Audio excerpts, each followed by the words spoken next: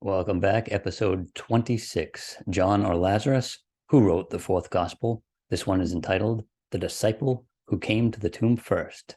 So I think what we're going to find here is that Lazarus was very clever as he's writing this gospel. Today's passage, we have chapter 20, the story of the empty tomb.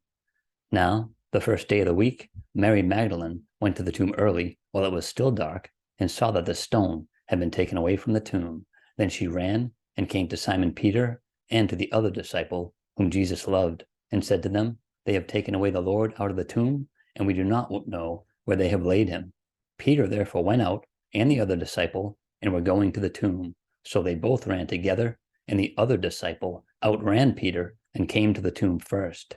And he, stooping down and looking in, saw the linen cloths lying there, yet he did not go in. Then Simon Peter came, following him, and went into the tomb, and he saw the linen cloths lying there, and the handkerchief that had been around his head, not lying with the linen cloths, but folded together in a place by itself. Then the other disciple, who came to the tomb first, went in also, and he saw and believed. So I don't know if you caught that here, but we have two references to how this disciple came to the tomb first.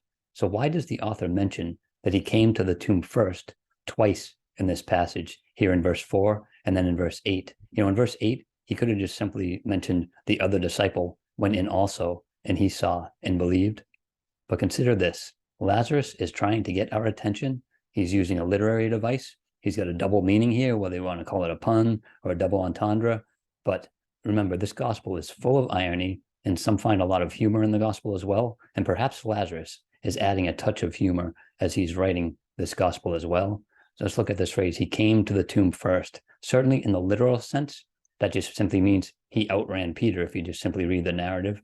But however, he could be pointing to the fact that he had died, in other words, came to the tomb. He had died before Peter and before any of the other disciples, including the Apostle John.